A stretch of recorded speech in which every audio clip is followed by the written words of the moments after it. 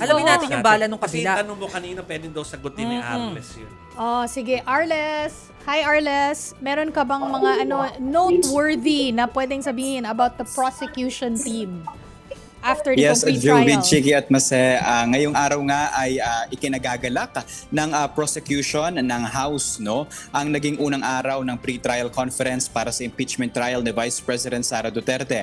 Ayon kay House Panel Prosecution, spokesperson at Representative Zia Alonto Adyong ay ikinagagalak nga nila, no? Yung tinawag nila na smooth at naging mabilis, no? Na pagsasagawa ng pre-trial conference ngayong araw. Ayon daw yan sa rules and all the proper constitutional track. Kaya umaasa sila na pagkagumulong na hanggang sa paglilitis para sa impeachment, magiging kaparehas din yung mangyayari.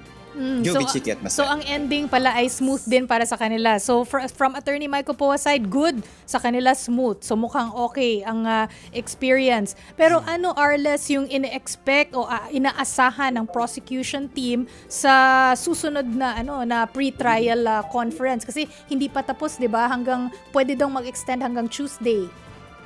Actually, Chiki, yung schedule na meron ng House Prosecution ay mula June 18 hanggang June 25, no? Siyempre, nakadepende pa rin yan kung magiging mabilis ba o mabagal yung magiging pre-trial conference, no? Pero sa mga paparating na araw, as usual naman, no? Business as usual yung kanilang gagawin. At least for their position, 57 witnesses yung kanilang inaasahan na ipepresenta. Ayon kay lead prosecution team, Congresswoman Jervil Luistro, baka raw hindi mapresenta itong lahat ng 57 nila na mga witnesses, pero mas mainam na raw na mayroon silang pasobra kesa sila ay kulangin. Kasi, Chiki, yung sa pre-trial conference kasama doon sa mga tinutukoy yung pinal na listahan ng mga witnesses at hindi pwede na basta-basta magpasok o magpresenta ng witnesses, yung mga tinatawag nating pasabog o mga plot twist, no? Hindi yan basta-basta pinapayagan doon sa korte. Pero ang nakumpirma naman natin ay merong magkakaparehas na prosecution at defense witnesses sa kanilang mga listahan.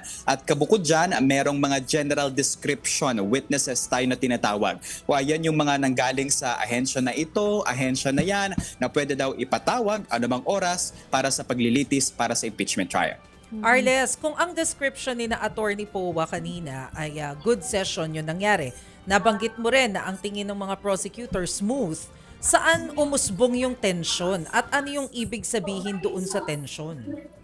Ayan din yung sinusubukan natin pigain kanina, Mase, no, sa press conference ng dalawang spokesperson ng House Prosecution Panel. Pero hindi nila binigyan ng tugon at eksaktong impormasyon kung ano ba yung naging mitya nito, no. Pero giniit naman nila na normal ito Ito talaga yung nangyayari bilang mga abogado, no, lalo na si Representative Renico, na sinasabi every time or most of the time, no, or more often than not, let's just use that word, kadalasan kapag nagtatagpo yung defense at yung prosecution, meron talaga silang kanya-kanyang posisyon na pangahawakan.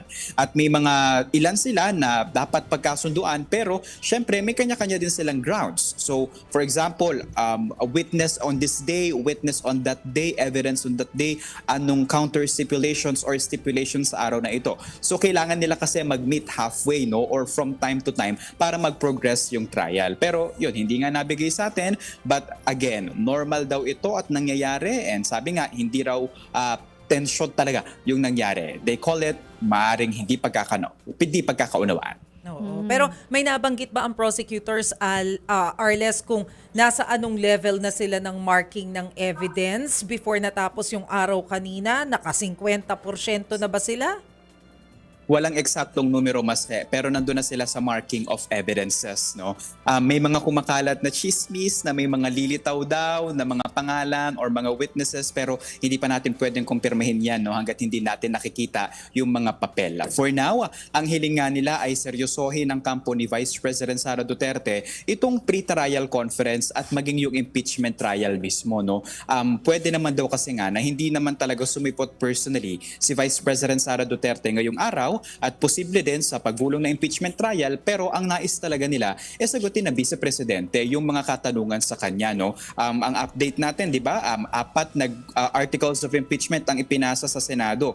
Ayan yung threats, bribery, yung sa kanyang salin, at maging yung misuse of confidential funds, no, or public funds. Na sana daw ay matanong na. Dahil ilang taon na itong dragging at itinatanong ng taong bayan, saan napuntang confidential funds, sino sila Mary Grace Piatos, bakit may hindi idineklara sa kanyang mga salin, anong nangyari at anong impormasyon ng mga pumasok na pera sa kanyang bangko. Ayun daw, yung mga nais nilang malaman ng publiko, no? Para daw once and for all, malaman kung saan nga napunta ang pondo ng bayan. But still, karapatan ni Vice President Sara Duterte na sumipot o hindi sa ilang mga pagkakataon ng impeachment trial laban sa kanya.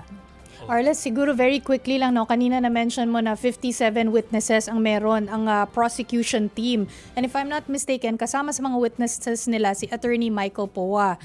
On surface level, siguro sabihin natin, pwedeng sabihin na strategy nila yan or para to obtain more information. Pero meron ka pa bang ibang information na nakuha about these witnesses na identified typically dun sa defense o sa side ni VP Sara? Sa defense side, na meron lang tayo, Chiki, ay yung sinasabi nga no, na pagkakaparehas lang ng ilang mga lista, nakalistang pangalan sa prosecution side. The last time we have an update about the list of names doon sa prosecution side ay ito yung mga dating empleyado or mga naging bahagi ng Office of the Vice President, maging ng Department of Education na kung saan nanungkulan si Vice President Sara Duterte bilang kalihim, and kabukod dyan yung mga bank officers, no, na hindi pa dinidisclose kung ano-anong mga bangko ito, no, pero yung eksaktong mga pangalan wala. Narinig natin sa prosecution si former Senator Sonny Trillanes ay haharap daw, and yung ilang mga opisyal pa ng ahensya ng pamahalaan. Okay. Maraming salamat, mobile journalist Arles De Los Santos. Thank you, Arles. Thanks, Arles.